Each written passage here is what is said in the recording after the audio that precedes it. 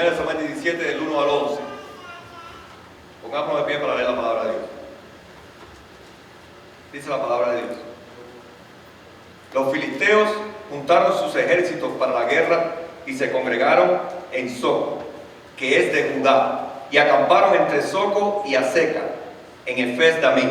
También Saúl y sus hombres de Israel se juntaron y acamparon en el valle de Ela, y se pusieron en orden de batalla contra los filisteos. Y los filisteos estaban sobre un monte a un lado, e Israel estaba sobre el otro monte al otro lado, y el valle entre ellos. Salió entonces del campamento de los filisteos un paladín, el cual se llamaba Goliat de Gat, y tenía de altura 6 codos y un palmo, y traía un casco de bronce en su cabeza, y llevaba una cota de malla, y era el peso de la cota 5,000 ciclos de bronce.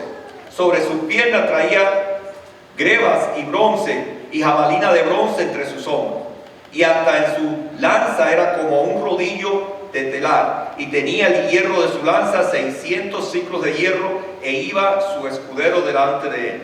Y se paró y dio voces a los escuadrones de Israel, diciendo: ¿para qué os habéis puesto en orden de batalla? ¿No soy yo un filisteo y vosotros los siervos de Saúl?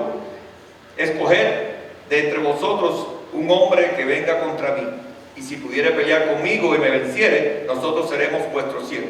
Y si yo pudiere más que él y lo venciere, vosotros seréis nuestros siervos y nos serviréis. Y añadió el filisteo: hoy yo he desafiado al campamento de Israel, dame un hombre que pelee conmigo. Oyendo Saúl y todo Israel estas palabras del filisteo, se turbaron y tuvieron gran miedo. Gracias, Padre, por este tiempo. Gracias por la palabra que tú nos vas a hablar, Señor. Prepara nuestras mentes y nuestros corazones para recibir. En el nombre de Cristo oramos. Amén. Podemos sentarnos. Dice la palabra de Dios que los filisteos se reunieron en el campamento en la zona de Soco, y que al otro lado estaba el valle de Ela, donde estaban los israelitas. Yo tengo unas imágenes ahí que quería ponerles. Como ustedes pueden ver, este era el valle donde estaban los 12 ejércitos. Tenemos otra imagen también que muestra la posición donde estaban los israelitas y la posición donde estaban los filisteos. El valle estaba en el medio. Muchas veces, hermanos, nos preguntamos, muchas personas a veces leen esto y dicen: pero esto no parece verdad, porque realmente dos ejércitos parados uno frente al otro semana tras semana y no se atacan uno al otro. Esto me suena como un libro de cuentos. Pero si nosotros vamos a la verdad, ponme la otra imagen, varón, la anterior. Si nosotros vamos a ese valle, nosotros tenemos que entender, hermanos, que desde el punto de vista de guerra, la posición que tenían los dos ejércitos era bien estratégica, y por eso que era muy peligroso para cualquier ejército tratar de atacar al otro. Porque el que bajara de su cima, cada uno estaba en una loma y el valle estaba en el medio. El que tratara de atracar este ejército y bajara al valle, cuando tratara de subir la loma, atracar al otro ejército, el otro desde arriba lo podía matar fácilmente. Porque no es lo mismo tú subiendo loma peleando que el otro de abajo, de arriba, con una lanza nada más. Entonces, cualquiera de los dos ejércitos que tuviera la iniciativa de ir a atacar al otro era el que iba a perder. Entonces la idea que ellos estaban sentados ahí semana tras semana era porque ninguno de los dos quería dar el paso al frente y meterse en el valle para tratar de atacar al otro, porque ese iba a perder. Ahora, ¿cuál fue la estrategia de los filisteos?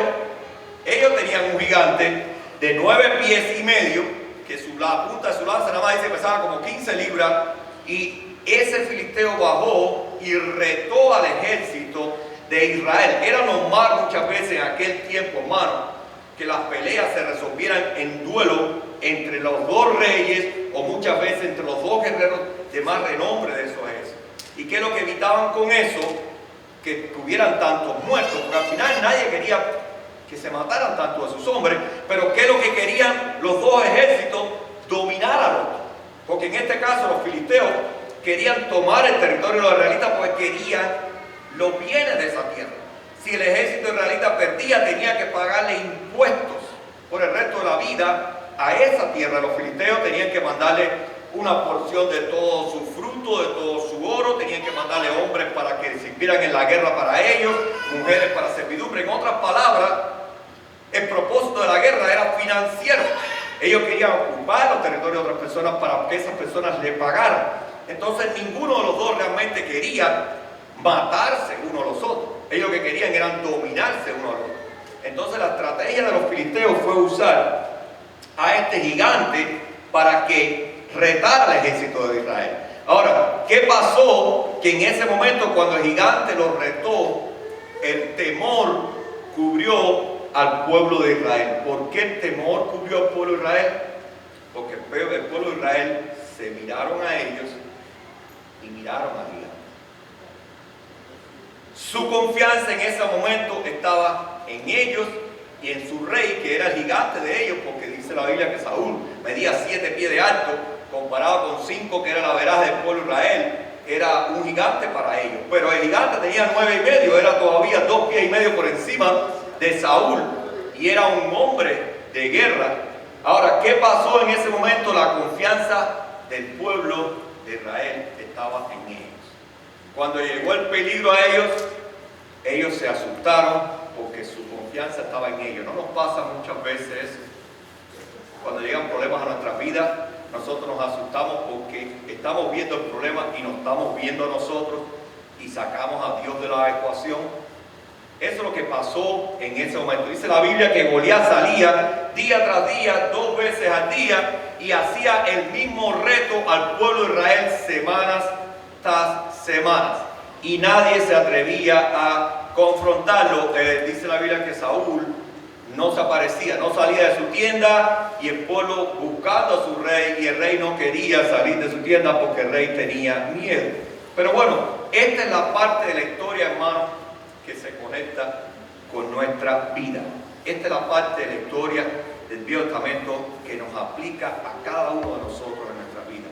Y es que, hermano, nosotros también ponemos nuestra fe donde ponemos nuestra confianza.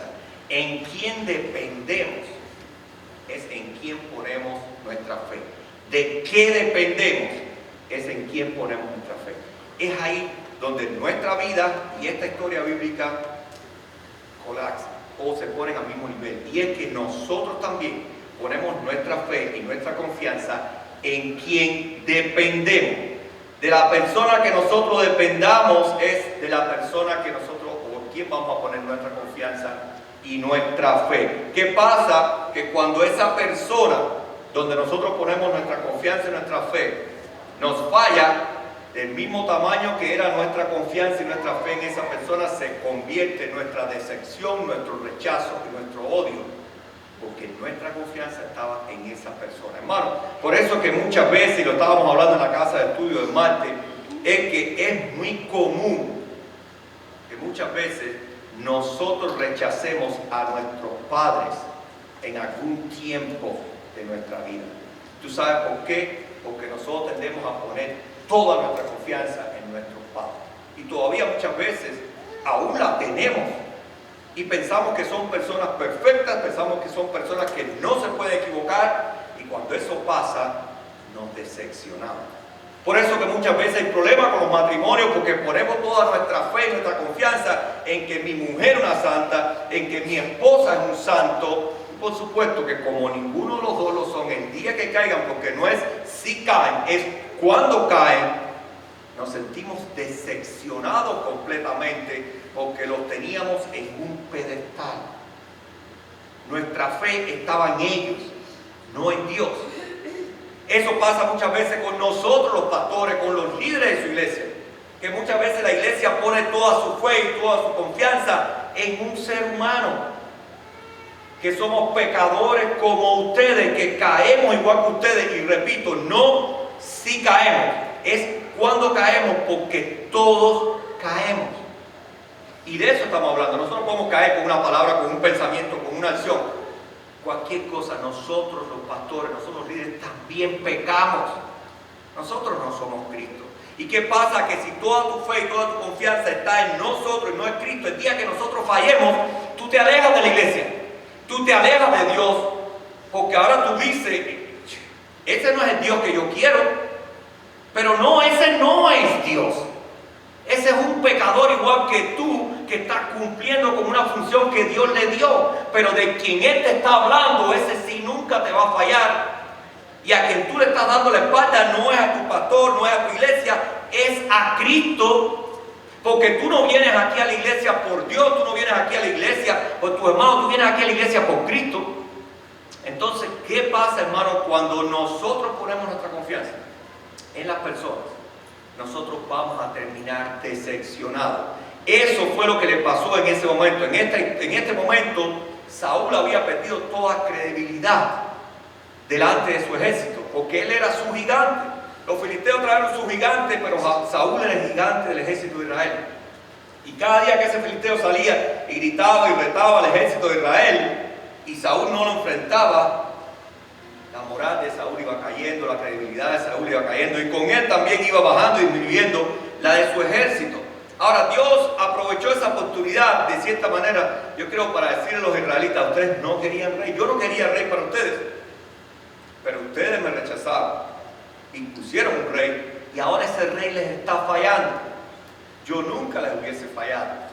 Sin embargo, ustedes están mirando a un hombre ahora. Si yo hubiese sido su rey, este filisteo no hubiera tenido oportunidad contra ustedes, pero ahora en este momento ustedes están confiando en un hombre, y por eso es que ustedes están cayendo en ese desánimo, en ese temor, porque ustedes saben que de hombre a hombre ustedes no pueden con él. Pero si yo entro en la batalla, entonces sí, ustedes pudieron. Ahora, Dios quería, hermano, desde un principio, que el pueblo de Israel confiara en él como su rey. Él quería que nosotros supiéramos, ¿entiendes?, que si tú tienes una enfermedad, que no mires a tu médico. Dios quiere decirnos a nosotros: si tú tienes un problema financiero, que no mires a tu jefe en tu trabajo. Si tú tienes un problema con tu matrimonio, que no mires a tu esposa, que no mires al consejero matrimonial, sino que lo mires a él. Tú tienes que entender que este mundo tiene muchos problemas que son más fuertes que tú, que pueden controlar tu vida, que pueden controlar tu finanzas, que pueden controlar tu salud. El único que puede hacer que eso cambie es Dios. Y si nosotros confiamos en los hombres, sí, los hombres son instrumentos de Dios. Tú te enfermas y tú vas al médico, pero cuando tú vas al médico, tú no dices: yo voy a este médico porque esto es una eminencia y yo sé que él me va a curar. No, tú vas al primero que te da una poema y tú dices: Señor, yo en tu nombre voy. Y este a lo mejor no sabe ni cómo agarrar una jeringuilla, pero él va a decir y va a llegar al diagnóstico mío sin tener la menor idea de lo que él está diciendo, porque eres tú el que está dando el diagnóstico a través de él. ¿Entiendes? Entonces la idea es que en cualquier momento, ahora tú tienes una situación financiera y tienes un problema en tu trabajo, tú no digas: Señor, voy a acudir a este manager porque yo sé que este me va a defender, que este me va a proteger en comparación con aquel. No, tú dices: Señor, el que me vas a defender y el que me va a proteger eres tú. Y no importa cuál es el problema que usted, si tú no quieres que yo me vaya de aquí, ninguno de ellos me va a poder sacar, porque tu confianza está en Dios. Cuando tu confianza y tu fe es de esa manera, entonces las cosas pueden cambiar para ti. Eso es lo que pasa, hermano. Y el ejército de Israel en ese momento, él no estaba haciendo lo que Dios quería. Recuerden que 400 años antes ya Dios había establecido que el pueblo de Israel fuera dirigido por él. Ya él había establecido leyes para que ese pueblo siguiera, y había elegido jueces para que ejercieran esas leyes, y él era el rey. Dios le había dado al pueblo de Israel algo que estaba muy adelantado a su época. Era un sistema de gobierno que era súper avanzado para su época. Pero ¿qué pasó? Que el pueblo de Israel llevaba mucho tiempo en esclavitud. Llevó mucho tiempo en esclavitud en Egipto, donde había un faraón, salió, y cualquier pueblo que miraba veía reyes, y el pueblo de Israel se dejó influenciar por lo que estaba a su alrededor, y llegó a ser convencido de que ellos también querían un rey. En aquel tiempo, en el tiempo de David, estamos hablando del siglo XI antes de Cristo, el pueblo de Israel estaba siendo regido por Samuel, que era un profeta, pero era un juez de Dios también, que era el que estaba dirigiendo, era el que Dios le hablaba, y él dirigía a su pueblo a través de Samuel. ¿Qué pasó? Que Samuel ya estaba viejo, y Samuel nombró a sus hijos también para que fueran jueces y continuaran el trabajo de Samuel, pero desgraciadamente los hijos de Samuel no siguieron el camino de Samuel. Dice la Biblia que eran corruptos y se vendieron, y de pronto sus veredictos estaban a favor de las personas que tenían más dinero, porque ellos recibían una parte de eso, y el futuro que estaba en las manos de esos hijos Samuel no era el mismo. De los líderes, los ancianos del pueblo de Israel, se acercaron a Samuel y dijeron: Samuel, ¿entiendes? Tus hijos no están siguiendo tu camino y nosotros preferimos que tú nos nombres un rey, que nos pongas un rey. Ahora tú podrás decir: pero bueno, ¿cómo es posible? ¿Cómo Dios no pudo hacer que esos hijos cambiaran o que se eligieran otros jueces? Yo considero que esa era una prueba que Dios le estaba haciendo al pueblo. ¿Qué pasa cuando las cosas en tu vida no son como tú quieres? ¿Qué tú haces? ¿Tú te apartas de Dios a buscar solución en otro lugar o tú te acercas más a Dios para que Dios te dé la solución? ¿Qué hizo el pueblo de Israel en ese momento? No están funcionando con los hijos de Samuel. Yo me voy a apartar de Dios porque en este momento Dios es mi rey, pero yo quiero un rey humano. No es muchas veces así como actuamos, hermano. Cuando viene un conflicto a tu vida, tú sales de lo que Dios quiere para tu vida a buscar la solución fuera de los caminos de Dios. Y eso nunca va a funcionar. Eso es lo que muchas veces hacemos cuando somos tentados, hermano. Ahora, Dios aún así, después que probó por Israel, le dio una oportunidad. Samuel viene a Dios y le dice: Señor, mira, esta gente me está rechazando, no quieren saber de jueces, quieren un rey, y de verdad que eso me tiene a mí tumbado. Yo le digo: Samuel, el problema no es contigo, ellos no están rechazando a ti, ellos me están rechazando a mí. Es como muchas veces cuando nosotros estamos predicando el evangelio y la gente no escucha, la gente se cierra, la gente te rechaza. No es a ti el que están rechazando, es a tu mensaje. Porque si a esa misma persona que tú le estás hablando de Cristo y te dice: yo no quiero saber de eso, tú le dices: oye, ¿qué haces si te invito a una comida y yo no te hablo más de Cristo, pero yo te voy a poner una comida con manjares y todo? Lo más seguro que sí va a aceptarse. Entonces de repente te das cuenta que el problema no era contigo, era con el mensaje que tú traías. Eso es lo mismo que Dios le dice a Samuel en ese momento: ellos no te están rechazando a ti, ellos me están rechazando a mí, pero les voy a dar la oportunidad. Vete y dile a ellos que si ellos quieren rey, van a pagar consecuencias por eso. Van a tener que pagar impuestos, van a tener que dar una parte de su ganancia, van a tener que entregar a sus hijos para la guerra, a sus hijos para servidumbre. Ellos van a ser dominados por una persona pecadora igual que ellos. Samuel reguió a los líderes. ¿Qué pasa? Los líderes dicen: no importa, estamos de acuerdo. No queremos rey, no importa. Nosotros queremos rey. Ahí es donde tú estás viendo que muchas veces, hermano, aun cuando Dios te prueba, si tú vas a caer, muchas veces te da una oportunidad. Eso es cuando muchas veces tú estás haciendo algo que a Dios no le agrada y Dios te manda el mensaje una vez, y te manda el mensaje otra vez, y te manda el mensaje otra vez. Dios te está dando una oportunidad para que tú recapacites. Dios no quiere que tú caigas. El propósito de Dios no es que ellos tuvieran un rey hombre, es que ellas se dieran cuenta que con él de rey ellos no necesitaban nada más. Podía haber soluciones, esos jueces podían haber sido sustituidos por otros. Los ancianos podían haberle dicho a Samuel: oye, no queremos a tus hijos como jueces, ellos son corruptos, vamos a elegir otros jueces nosotros, y quizás se hubiera resuelto el problema ahí mismo. Pero era más fácil hacer lo que hace el mundo. No, este camino es más corto. No es lo que muchas veces decimos: tenemos metas en nuestra vida y Dios nos dice: este es el camino que yo te estoy llevando aquí, pero tú miras aquí el del lado y dices: pero este es más rápido. Yo puedo llegar a mi meta más rápido si lo hago de la manera del mundo. No es así como muchas veces hacemos. ¿Y qué hacemos? Que nos apartamos del camino. Decimos todavía que somos hijos de Dios, que amamos a Dios, que Dios es el centro de nuestra vida, pero agarramos camino del mundo para llegar a las metas, porque preferimos imitar a lo que hace el mundo, los sistemas del mundo, que los de Dios. Porque los de Dios, por lo general, hermanos, toman más tiempo. Porque Dios quiere consolidar tu fe en el camino que te lleva a esa meta. Tú no, tú dices: ya yo tengo la fe que yo necesito, yo no quiero llegar a la meta ya. Y yo voy a hacer lo que tenga que hacer para poder llegar a esa meta, aunque yo sacrifique el plan que Dios tenía para mi vida. Eso fue lo que estaba haciendo el pueblo de Israel en ese momento. Bueno, ustedes saben la historia. Dios siempre usa las cosas aún más para el bien. Porque aún por la existencia que tenía el pueblo de Israel de tener un rey, si no hubiera sido por esa existencia, no hubiésemos tenido al rey David. ¿Cuánta enseñanza no hemos aprendido de nosotros, de la relación de Dios con nosotros a través del rey David? Para mí fue uno de los reyes más grandes. Fue el segundo rey de Israel, pero para mí fue el rey más grande que tuvo Israel en cuanto a enseñanza en relación de hombre con Dios. Dios mismo dice que no hubo otro con un corazón como el de David. Qué enseñanza más linda, sabiendo un hombre tan pecador como David, y que pudimos aprender tanto de él. Ahora, David, hermano, no fue el mejor rey de Israel porque fue perfecto o porque era un rey perfecto. La razón por la que él fue un buen rey de Israel es porque era un hombre humilde, era un hombre extraordinario que se sometía completamente a Dios. Era un hombre que no tenía temor de admitir su error, no tenía temor de arrepentirse y rectificar su camino de Dios. Lo contrario, David siempre buscaba respetar la ley de Dios. Los reyes de aquel tiempo, hermano, buscaban que irse por encima de la ley. Ellos buscaban en cualquier momento y en cualquier oportunidad cambiar la ley. Es más, muchas veces el rey decía algo que no estaba en la ley y el pueblo corría y cambiaba la ley para marcharla a la palabra de Dios, a la palabra del rey, porque querían que el rey tuviera la última palabra. Pero David no fue así.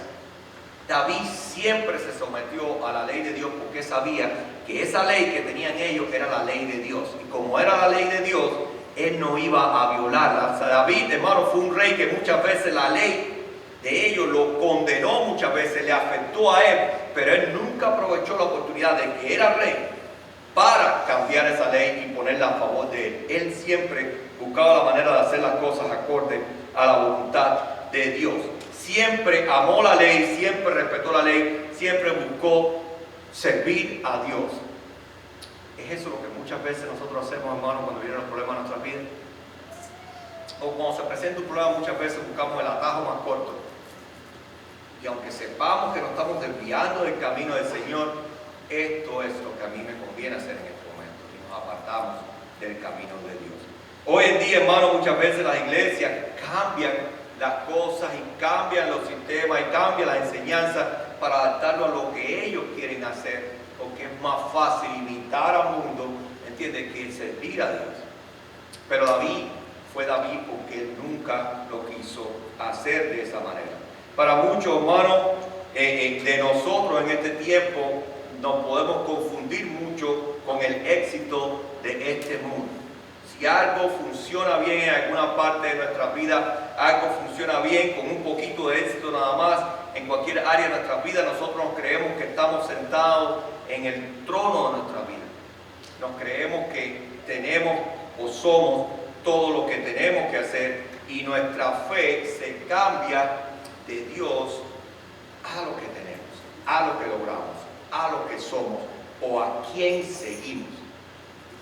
Y muchas veces, hermano, eso es lo que nos aparta a nosotros, nos trae la derrota a nuestras vidas, porque cambiamos nuestra fe de Dios a lo que confiamos. Puede ser nuestra inteligencia, nuestra capacidad, nuestro dinero, nuestra compañía, nuestro negocio. Y eso que hace, te rompe el camino fluido de seguir a Dios. Hermano, es muy importante que nosotros entendamos que nuestra fe, si la ponemos en la razón equivocada o en la persona equivocada y no nos damos cuenta, eso nos puede apartar de cosas grandes que Dios puede hacer en tu vida, en la parte espiritual. Muchas veces logramos muchas cosas grandes en esta vida, pero no tenemos esa relación con Dios que Dios quisiera tener con nosotros. Y es porque no ponemos a Dios como primario. Y aunque sí decimos que creemos en Dios, y aunque sí seguimos hablando de Dios, nuestra palabra y nuestro corazón no están en el mismo lugar. Y hermano, muchas veces nosotros lo hacemos así sin querer. Muchas veces le decimos a las personas: ven para que veas a mi médico. ¿Entiendes? Que este médico sí sabe, este médico te va a curar. Y es una persona que tú le estás predicando de Cristo, y en ese momento tú le estás diciendo: confía en mi médico. ¿Por qué tú no lo dices? Confía en Dios, que ese es el médico por excelencia. ¿Por qué muchas veces le decimos a una compañía, a esta persona: tú tienes problemas materiales, entiende, tú tienes situación económica, ven a trabajar en la fábrica donde yo estoy, que ahí te van a pagar más, que ahí vas a tener seguros médicos y tú verás cómo los problemas en tu vida se van a resolver? ¿Qué tú le estás predicando a esa persona? Que su fe tiene que ser en la planta donde tú trabajas y no en Cristo. Ese es el tipo de cristiano que muchas veces somos, hermano. Donde estamos allá afuera predicando las cosas del mundo. Tú tienes que tener mucho dinero para que las cosas te vayan bien. Claro, tienes que creer en Dios, pero busca el dinero. Hermano, ¿qué nos está diciendo? Cuando tú le dices así a una persona, le dices a una persona, esto es lo más importante, ¿qué es lo que tú le estás diciendo? ¿En quién tú le estás diciendo que ponga su fe? Esa es la idea. Y eso es lo que le estaba pasando al pueblo de Israel en ese momento. Nosotros tenemos que estar claros, hermano, que la solución a todos nuestros problemas está en Dios primero. Todas las demás cosas vienen por tu fe en Dios. La planta, el trabajo en la planta, el seguro médico, el dinero, la salud, todo viene después que Dios es el centro de tu vida. No, esta es tu vida y estas son todas las cosas extras que Dios te regala porque tú vas a la iglesia y tú buscas de Dios. Pero hay una línea bien definida en el medio, donde no se puede cruzar. Mi vida no se puede cruzar con las cosas de Dios, porque si yo tengo que trabajar el domingo, yo no voy a ir a la iglesia. Yo no voy a cambiar la cita, yo no voy a decir a mi jefe que no, porque mi finanza depende de